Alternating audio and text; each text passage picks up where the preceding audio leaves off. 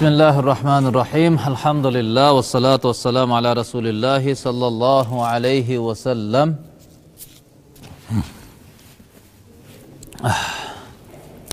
Etika ensiklopediyası dep şu kitaptan sağa ötüp kelatkanbız. Siz menen bizden bugünkü temamız kiyim keçekке taandık adepler. Kiyingenge baylanışlı kanday adepler var. Ошол туурасында. Ар бир адам жашоосунда өтө маанилүү. Кийимсиз жашоо өтпөйт. Адамдын жашоодогу муктаждыктары. Адамдын 5 зарылчылыгы бар бул жашоодо. Биринчи зарылчылыгы, муктаждыгы тамак аш. Адам бирдеке жегенге муктаж, бир нерсени ичкенге муктаж, кийимге муктаж, турак жайга муктаж, Ошондой эле эркек аялга, аял эркекке муктаж. Бул сиз менен биздин муктаждыгыбыз. Бала чакага биз муктажбыз. Аялга биз муктажбыз. Кийим кечекке биз муктажбыз. Тамак аш, суу бунун баардыгы муктаждык. Булар биздин жашоонун максаты эмес. Инна жаална ма алал арди зинатан лаха линабluwahum ayyuhum ahsanu amala. Албетте биз ма алал ард жердин үстүндөгү нерселердин баарын жердин кооздугу кылып койдук. Эмне үчүн? Силердин кимиңер эң жакшы амал кыласыңар сынаш үчүн биз жердин үстүндөгү нерсенин баардыгын кооздук кылып койгонбуз дейт. Демек жердеги нерселер алтын, күмүш, кандай баалуу нерсе болбосун, көмүр, башка кендер, дарактар, андан жасалып аткан нерсе, темир, андан чыгып аткан нерсе, топурак, андан курулуп аткан нерселер, жердеги болгон байлыктын баарын жер шарыны, жер планетасын кооздугу кылып койгонбуз дейт.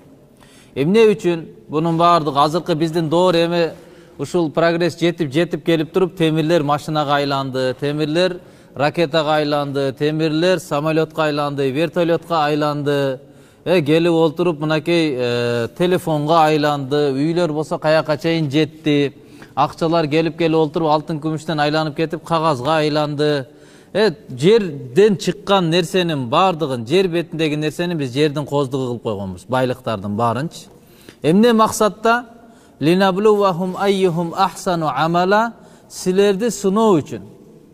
Адам баласыны сыноо үчүн алардын кимиси эң жакшы, эң чырайлуу амал кылат. Ошон үчүн биз баардык нерсени жаратып койдук дейт. Демек бул максат эмес деген сөз да. Байлык бул максат эмес экен, тамак аш бул максат эмес экен, кийим кече бул адамдыкы максат эмес экен. Кийиниш үчүн биз жашабайбыз дүйнөдөчү. Кийиниш максат биздики эмес. Дайыма меники эң брендовский компанияныкы меники болсун, акыркы чыккан модель менде болсун, эң кымбат баалуу нерсе менде болсун. Ал кийим кече биздики максат эмес. Балким Алла сынап атат. Сен ошол кийимди шариатка ылайыктуу кийесиңби же жокпу? Кийим кийгенде сенин ички дүйнөдөгү ниетиң кандай? Ал кийимди кийип алып туруп эмне иштерди кыласың? Ошо кийимге байланыштуу кандай? Өзүңдө кийим бар, кошунаңдын кийими жок жүрөт, ага кандай мамиле кыласың? Балдарыңдын машалла кийими бүтүн, толук мектепке, башка жерлерге барып атат, бирок кошунаңдын балдарынын кийими жок, мектепке бара албай же башка нерсе кыла албай жүрөт, кандай мамиле кыласың? Баардыгын сыноо үчүн кылганбыз дейт. Сыноо үчүн кылынылган. Максатыбыз эмне? Максатыбыз дин менен жашап кетүү. Акыретибизди куруп калуу ошол аркылуу. Ошол аркылуу Алланы ыраазы кылып калуу. Буга колдон келсе 100% ар бирибиз умтулуш керекпиз. Ар бирибизде бул болсун. Бул биздин максатыбыз, дин менен жашоо. Көзүмө байланыштуу толук дин болсун. Колума байланыштуу толук дин болсун. Колуңузда саат болсун, болбосун, бул тагдырга байланыштуу. Саат болсо деле болот, таксаңыз да болот, такпасаңыз деле болот. Бирок ушу колуңуз дин менен иштесин, бул сиздин максатыңыз. Колуңуздун кыймылы Алланын өкүмүнө жараша болсун. Бутуңузда бут кийим барбы, жокпу, ал маселе эмес, бирок бут кийимиңиз Алланын өкүмүнө жараша бассын. Алла арам кылган жака басып кетпесин, жалаң Алла ыраазы боло турган жерлерге бассын. Демек, урматтууган, ошо зарылчылыктардын бири бул кийим кечек экен. Ошол кийим кечекке байланыштуу кандай Аллах Тааланын көрсөтмөсү бар. Биринчиден, буну мен баягыдан Муслимдин шархы бар. Такмилай Фатхул Мулхим деп, Такмилату Фатхул Мулхим, Таки Усмани сап өзүнүн атасы жазган китепке Муслимдин шархы бар, Фатхул Мулхим деген. Ошого дагы кошумчалап туруп, азыркы учурда биздин замандаш Аламдагы эң чоң залкар алымдардын бири Такый Усмани устаздарыбыз ошо киши жазган китептен кыргызчасын бул жака которуп ошо башына түшүргөн болчумун. Зарыл нерсе эрежелер баяндалган. Ошону иншалла жакшылап түшүнүп алсак, кийимдин маселесине толук түшүнүп алабыз ошо мененчи. Биринчи, албетте адам баласынын жеп ичүүдөн кийинки эле муктаждыгынын эң чоңу бул кийим-кечек болуп саналат. Жеп ичкенден кийинки эле чоң муктаждыгыбыз кийим-кече. Туурабы? Ал аркылуу уяттуу жерин тосуп, ысык сууктан сактанып жана коомчулукта жүрө алат. Ислам дини жашоонун ар бир тармагын өз ичине алган көрсөтмөлөрдөн тургандыктан улам, кийинүү маселесине да салкын көз карашта эмес. Балким ага таандык негиз иретинде жол жоболорду баяндаган. Кийимге байланыштуу ислам деле салкын көз караш эмес. Себеби ислам толук жашоону баяндаган дин. Демек кийимдин дагы жолдомосуну баяндап берген. Бирок баяндаганда кандай негиз иретинде жол жоболорду баяндап койгон. Негизги эрежелер бар. Ошол эреже сакталып туруп, кайсы заманадагы кандай кийим болсо да кийсе боло берет. Бир рамкага коюп койгон эмес да, ушул гана кийим болот, башкасы болбойт депчи. Бирок негизги эрежелерди баяндап койгон. Кээде заманбап окурманым кийим-кече ар бир доордогу жана шаардагы кенен тараган, бирин көрүп экинчиси сокур ээрчиген жөнөкөй адаттан эмеспи деп ойлоосу мүмкүн. Кээде ушундай ой келиши мүмкүн. Эми кийим элде эмне болуп атса, азыр эмне тараса, эмне мода болсо, бирөөнү карап туруп эле бирөө эч бир тастыктабай эле сокур эле бирин ээрчип жүрө бермей, бир ырчысы чыкса, БТС чыкса, ошолорду туурамай, дагы бирөө чыкса, дагы ошолорду туурамай, ошонун аркасынан эле кийине берсе боло берет. Эми кийимде эмне маселе бар деп ойлоосу мүмкүн. Бирок адилеттүү көз караш менен айлана чөйрөгө жана тарыхка назар салсак, ички дүйнөдө текебердикти, менменсинүүнү пайда кылган, же болбосо жараткандын алдында жана анын пенделери менен кичипейилдүү мамиле сырткы кийим түздөн түз таасир берип келе жатпайбы дейт. Демек, имандуулук ички дүйнөдө болсо да, адамдын сырткы көрүнүшү ага оң же терс таасирин көрсөтпөй койбойт. Имандуулук туура ички дүйнөдө. Ат-таква хахуна, таквачылык ички дүйнөдө болот. Бирок сырткы кийимиңиз дагы ошол иманыңызга же оң таасир тийгизет, же терс таасирин тийгизгени бул ачык айкын. Себеби адамдардын текеберленгендиги сырткы байланыш, сырткы чөйрөсүнө жараша текеберленип кетип атат. Сырткы чөйрөсүнө жараша кичипейил болуп калып атат. Велосипед минип бараткан адам эч качан текеберленип айдабайт да. 570 айдап баратканга текеберленсе жарашат. Туура чөйрөсү ошо бараткан нерсеси өзүнө жараша адамды ички сезимин дагы өзгөртөт. Бул кийим жөнөкөй эле нерсе да, каалаган заманада каалаган кийимди кийсе боло берет да деп айтса, бул туура эмес түшүнүк болуп калат. Ошондуктан ислам дини кийим маселесин жөн таштап койгон эмес. Акыйкатта ислам дини ар бир таза табиятка дал келген жана анын талабына жооп берген жолго багыттайт. Таза табияттуу адамдын табиятына 100% дал келген жана ага эң туура жолду ислам дини баяндайт. Эч качан адамдын каалоосуну тоспойт. Эгерде анын каалоосу таза болсо, ошол каалоосуну туура таза аткаруунун жол жобосун айтып берет. Мындай кыласың, мындай үйлөнбө деп айтпайт.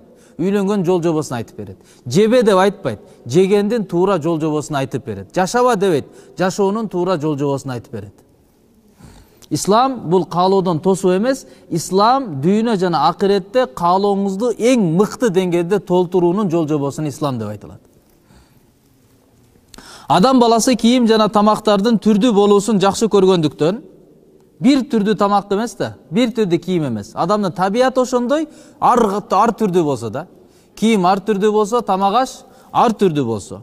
Ислам дини да аны бир эле түрдүү тамакка же кийимге чектеп, башкасын тыйып койгон эмес. Бир эле түрдү айткан эмес. Ар замандагы ар кыл элди бир келбетке чектеп койгон эмес. Ар заманадагы адамдар бир эле келбетте жүрсүн да. Бардык заманадагы адам селде кийсин, бардык заманадагы адам ушундай узун көйнөк кийсин, бардыгыны ушуну гана кыласың, башкасы болбойт деп чектеп койгон эмес ислам дини. Тек гана кылдаттык жана даанышмандуулукту сактап, ар бир мусулманга кийим маселесинде ага кынтыксыз сактоо милдет болгон бир канча негиздүү жол жоболорду дайындап койгон. Сөзсүз аткарыла турган негизги жол жоболор бар. Ошолорду сакта, ошо сактоонун ичинде кайсыл эле кийим болсо, кайсы заманада болсо кийсең боло берет деп жолдомо баяндап койгон. Эми бул негиздердин алкагында кайсы өнүгүү кийими болбосун, кайсы заманда болбосун, ал ислам кийими болуп эсептелет. Ошол исламга ылайыктуу кийим болуп саналат. Анда эмесе төмөнкү негиз иретиндеги жол жоболорго көңүлүңүздү бурамын. Биринчи негизги болгон жол жоболордон, эрежелерден. Кийим эркек жана аялдын исламдагы уяттуу деп белгилеген дене мүчөлөрүн жабуусу керек. Биринчи шарт ушул. Шариатта эркектин аураты каер деп айтылган? Уяттуу жери. Аялдын аураты уяттуу жери кайсыл жерде айтылган? Башкалар көрсө болбойт деп. Ошол жерин жаба турган кийим болсун, биринчи шарты. Андыктан аял заты бардык денесин жапсын. Жүзү, алаканы жана кадамынан башка. Кадам туурасында эми талаш тартыш бар. Кадам дегени могу кызлаштан ылдый кадам тарап бар го. Ошо кадамы туурасында талаш тартыш. Жүзү, алаканы ауратка кирбейт. Демек жүзү ачса болот, алаканын ачса болот, калган жерини жапканга аял заты тийиш. Жүзүнө качан сөзсүз жабыш керек болот? Качанда жүзүн ачып жүрсө фитнага, дүрбөлөнгө, зина, башка нерсеге жол ачууга себеп болуп аткан болсо, анда ошондой чөйрөдө жүзүнү жабуу дагы милдет болуп калат. Аврат болуп туруп ал жерин ачсаң болбойт, арам деген жол таризде эмес, балким ошо фитнага салып коюп атат деген таризде жүзүнү деле жапканга туура келет. Ошондой эле эркек кишинин уяттуу жери киндигинен баштап эки тизесине чейин, эки тизе дагы авратка кирет. Киндиктен ылдый тартып, анан тизеден ылдыйга чейин аврат болуп эсептелет имам Абу Ханифа рахматуллахи мазхабында. Кээ бир мазхабтарда тизе авратка кирбейт. Сан жана алды арка уяттуу жерлер ошолор аврат дейт. А биздин мазхабта тизе, сан, анан кийин уяттуу жерлер аврат болуп эсептелет. Аврат дегени башка эркек дагы, башка аял дагы ал дене мүчөлөрдү көрсө болбойт. Мончонун ичинде болсун, сыртта болсун, ысык көлдүн жээгинде болсун, кайсыл жерде болсо дагы ал жерлерди ачканга башка бирөөнүн алдында рухсат эмес, аялынан башка, өзүнүн аялдарынан башка. Же болбосо докторлор эгерде дарылай турган болсо, кайсыл дене мүчөнү дарылаганга мажбур болсо, ошо жерди гана ачып караганга аларга да зарылчылыкка жараша рухсат берилет. Ошондуктан кээ бирлер айтып коет, докторлорго Аллах Таала пайгамбарлардан дагы бийик даража берген дейт да. Бир жолу бир чоң шейх келип ушундай деди да. Урду тилдеги окуп аткан, бизде Пакистан, Индиядан келип окуп аткандар бар го. Медакадемия институттачы. Ошолор чогултуп алган ушундай деди. Анан мен ичимен ойлоп коюп, кандайча мындай болуп кетти депчи. Пайгамбарлардан дагы докторлорго бийик даража берген дейт да. Анан далилин айтып атат. Себеби пайгамбарларга кайсыл дене мүчөнү көрүүгө рухсат бербесе, ошол дене мүчөнү көргөнгө врачтарга да рухсат берген дейт да. Врачтарлар ушу тараптан караганда даражасы бийигирээк дейт. Көбүрөөк нерсеге Аллах Таала рухсат берип койгон депчи. Демек бул аврат деген нерсе тосулуш керек. Тизе жеңилирээк аврат болот. Сан андан оорураак. Ал эми алды арты андан дагы эң оор аврат болуп эсептелет. Тизе жеңилирээк дегендин мааниси себеби муштахат фи, анда талаш тартыш бар уламалар ортосунда. Жеңилирээк аврат дегендин мааниси тизени ачып алган адамга бир жолу эскертме бересиз. Тууганым, тизеңизди жаап алыңыз. Тизеңизди ачып алдыңыз. Бул мончодо атайын сизге ушундай шорта берилип атат. Ошону кийип алыңыз, же аны көтөрүп туруп саныңызга чейин ачып албаңыз деп тизени ачкан адамга бир жолу эскертме берилет. Эгерде жаппаса катуулук кылынбайт. Ал эми сан оорураак тизеге караганда. Мындайча айтканда, санын дагы ачып алган болсо, анда ал адамга катуураак эле эскертилет. Тууганым, саныңызды жаап алыңыз, аврат болот, арам болот. Бул эмне кылганыңыз? Деп катуураак эскертет. Бир эле эскертүү эмес, катуураак эскертилет. Ал эми алды арты бул оор аврат дегендин мааниси ачып алган адамга күч колдонсо да болот. Кармап туруп эле чыгарып койсоңуз болот. Коюңуз андайыңызды, жейиштириңиз деп. Демек, ал аврат. Авратты мен ача берем дегендин мааниси, я Алла, сен Куранда эмне десең дей бер, мен өз билгенимди кыламын, мен айбамын дегендей эле мамиле да. Айбандарга кандай шарият жок болгондой эле маймылдарга ошондой эле авратын ачып алып, мончого түшүп аткандарга, демек маймыл сыяктуу эле ага деле эч кандай шарият жок экен да. Шариаттан ким сыртта, ким Алланын өкүмүнө мындай байланышы жок, каалагандай кылса болот, ким жинди болсо да. Мээсинен тайып калган адамдар шариатка байланышы жок да. Ал адам каалаган кылса боло берет да. Ошондой эле авратымды ача берем, ар бир жердин маданиятын ислам айтат.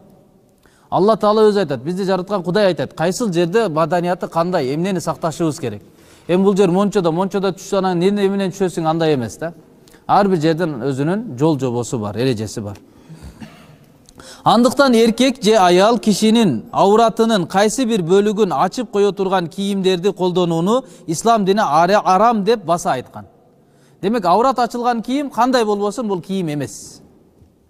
Ал канча кооз болбосун же чөйрөнүн талабына дал келбесин.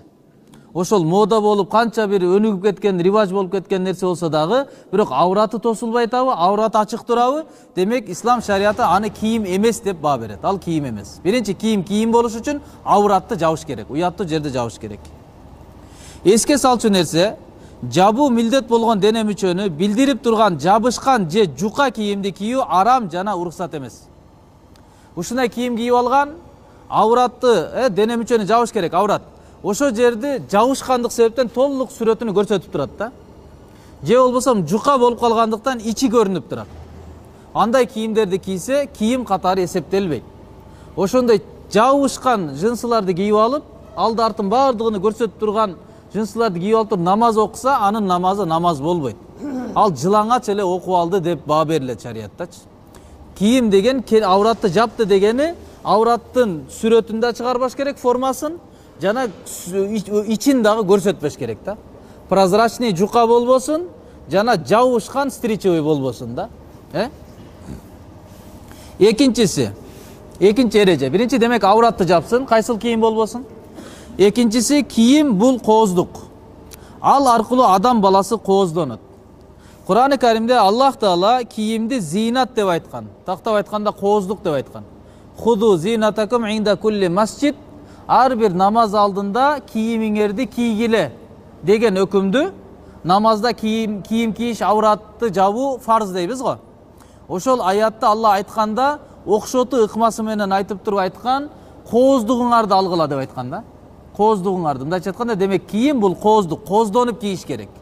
Жарактуу кылып, мындай жарашыктуу кылып кийиш керек да. Кийим экен деп туруп эле аурат жапсам болду деп орону эле албай эмес да. Материалды сатып алып эле бир рулонду алып коюп, так балам бул сага биринчи класска, бул кызым сага, бул мага деп туруп анан оронуп алып туруп эле жүрө бермей эмес да, бир жерден тешип алыпчы. Экинчи эрежеси, кийим адамды кооздоп турган болуш керек. Адамды кайра хуник кылып койбош керек. Кийген кийимичи. Ошондой эле имам Насаи рахматулла алейхинин китебинде Азирети Абул Ахвас радиаллаху анхудан, ал болсо өз атасынан мындай деп айткан риваят келген. Мен пайгамбарыбыздын алдына кирсем, мени жаман, бир аз жүдөгөн көрүнүшүмдө көрдү да мындай деди. Пайгамбарыбыз алдына кирип келди. Кирип келсе эски кийинип алган. Начар кийинип алган. Начар кийинип алганын көрүп туруп, Пайгамбарыбыз саллаллаху алейхи вассалам айтты, сенин бир нерсең барбы деди. Мындайча айтканда, бир байлык барбы сенде? Же кийим кечегиң барбы деди башка. Ал сахаба айтат, мен оба Алла Таала берген байлыктын ар бирине менде бар деп айттым дейт. Яны байлыктын кайсы түрү болсо, ошол түрдүн бардыгы менде бар деп айттым дейт. Анан Пайгамбар алейхиссалам айтты, сенин байлыгың болсо, анда сенин үстүңдө көрүнсүн деди дейт. Мындайча айтканда, болсо анда ошого жараша кийбейсиңби, не жүдөп алгансың деп Пайгамбар алейхиссалам жолдомо берди. Башка бир риваятта Азирет Ибн Умар радиаллаху анху айтат, Пайгамбарыбыз мындай деп айтканын риваят кылат. Шек күмөнсүз Алла Таала пендесине берген жакшылыктарынын изин өз пендесинде көргөндө жакшы көрөт. Алла Таала пендесине берген жакшылыктардын изи пендесинде көрүнүп турса, ошону жакшы көрөт дейт. Мындайча айтканда, байлыкты берген, кийине аласыз, бирок сиз жука кийип алып үшүп жүрөсүз да, курбанчылык деп. Жок, Алла аны эмес, балким сиз жылуу жүрүшүңүздү каалайт. Байлыгыңыз бар, бирок сиз жыртык-быртыкты кийип алып эле өзүңүздү, чырайыңызды ачпастан, кооздуңузду ачпастан кайра өзүңүздү жаап алгансыз. Жок, Алла не дейт? Байлыкты көргүсү келет дейт. Пайгамбарыбыз жана сахабалар жыртык кийген эмес, тигип туруп жамак менен кийген. Кир кийген эмес, таптаза кылып жууп кийген. Жыртык, пыртык, же болбосо кир кийиш бул сүннөт эмес, бул исламдагы баягы жөнөкөйчүлүк эмес. Тыкан жүрүш, таза колдонуу, бар нерсени таза тыкан колдонуу, ошо жөнөкөйчүлүк болуп эсептелет. Ал эми элге көрсөтүү жана демек экинчи эреже эмне экен? Кооздоно турган кийим болуш керек экен. Кооздук катары кийилиш керек экен, Ал эми элге көрсөтүү жана угузуу максатында же бой көтөрүп текеберленүү максатында кийген кийим арам болуп саналат. Бул арам. Эл көрсүн үчүн кийген, мактаныш үчүн кийген, же болбосо текеберленип башкалардан өзүнү бой көтөрүп жүрө турган кийимдер булар арам. Текеберликтин кийими, текеберликтин машинасы, текеберликтин үйү бул арам. Текеберчиликтен колдоно турган болсочу. Кантип адам ошону билсе болот? Мен ушуну текеберликтен кийим меники текеберликтикиби же жөнөкөйбү? Аны адам кантип айырмалайт десе, ошону кийгенде адам өзгөрө түшсө, чечип башка кийим кийсе жөнөкөй болуп калса, демек билсин ал ошол кийими анын текеберчилик кийим экен да. Демек бир кийимге айтылбайт, ал адамдын өзүнө таандык болот. Адамдын өзүнүн ички дүйнөсүнө жараша. Эгер адам ошондой чөйрөдө эле чоңоюп келаткан болсо, андай кийим ага эч нерсе болбошу мүмкүн. Бирок бир адамга ошол кийимди кийгизип койсоң, ал кийгенден кийин башкача басып калышы мүмкүн, талталаңдап, менби деп өткөндө бир айткандай, мага айтып атасыңбы дегендей, уже сөздөр өзгөрүп калышы мүмкүн да. Ошондон текеберликтин кийими бул арам. Текеберчиликтен кийинбеш керек. Буга байланыштуу Азирет Ибн Аббас радиаллаху анхум айтат, пайгамбарыбыз саллаллаху алейхи вассалам айтты: "Каалаганыңды же, каалаганыңды ки, эки катачылыкка жол бермейинче, ысырапкорчулук, текебердик." Бухари риваятында. Каалаганыңды же, каалаганыңды ки, эки катачылыкка жол бермейинче, ысырапкорчулук жана текеберчилик. Демек кийимиңизде ысырапкорчулук болбосо, машинаңызда ысырапкорчулук болбосо, үйүңүздө ысырапкорчулук болбосо, каалаганыңызды кылыңыз. Ошондой эле текеберлик дагы болбосун дейт. Менсинүүгө дагы ал нерсе алып келип койбосун.